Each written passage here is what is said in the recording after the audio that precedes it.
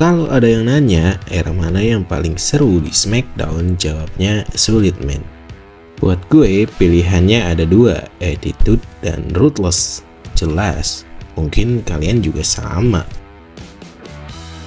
Tapi sekarang gue belum mau ngebahas itu, karena sebenarnya ada satu era yang gak kalah menarik, namun pelan-pelan mulai terlupakan.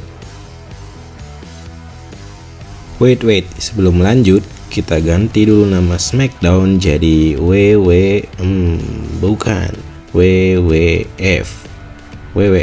Oke, sip.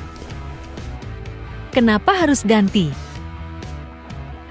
Singkatnya, SmackDown ini nama salah satu program yang WWF punya.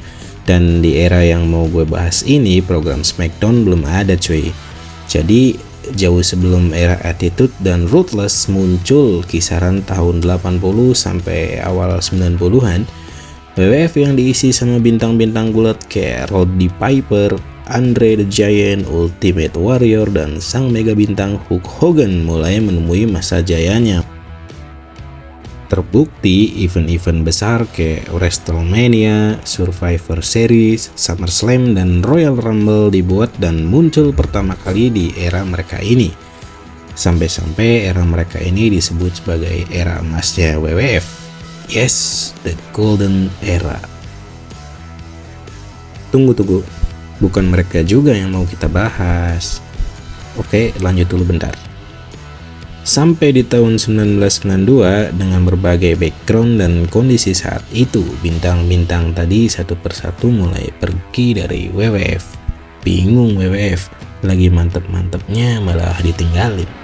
Akhirnya mau gak mau Vince McMahon selaku pemilik WWF mulai memanfaatkan pegulat yang ada dan merekrut pegulat-pegulat yang berpotensi menjadi idola baru dan diminati fans. Sampai di tahun 1993, usaha WWF mulai membuahkan hasil dengan storyline yang lebih menarik, match model, serta event-event pay-per-view dibuat lebih banyak dan makin rame. Generasi-generasi baru ini menjelma menjadi idola para fans sekaligus mampu menjadi wajah baru perusahaan. Hingga akhirnya muncullah era baru WWF saat itu. Dan ini yang akan kita bahas. New Generation Era. Kalau kalian ngefans sama Attitude eranya WWF, atau seenggaknya ya pasti pada tau lah gimana serunya WWF di zaman Stone Cold, The Rock, Mankind, The Undertaker, DX, dan lain-lain. Mereka ini nongol dan besarnya rata-rata di New Generation Era coy. Bibit-bibit kegilaan, keseruan, dan kedikdayaan WWF ada di sini. Menarik bukan?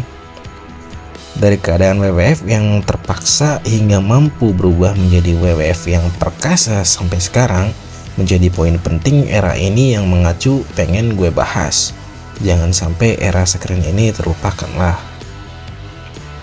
Siapa aja bintangnya, apa aja momentumnya, kapan kejadiannya, kenapa bisa gitu, gimana storyline-nya, gue bakal ceritain nanti.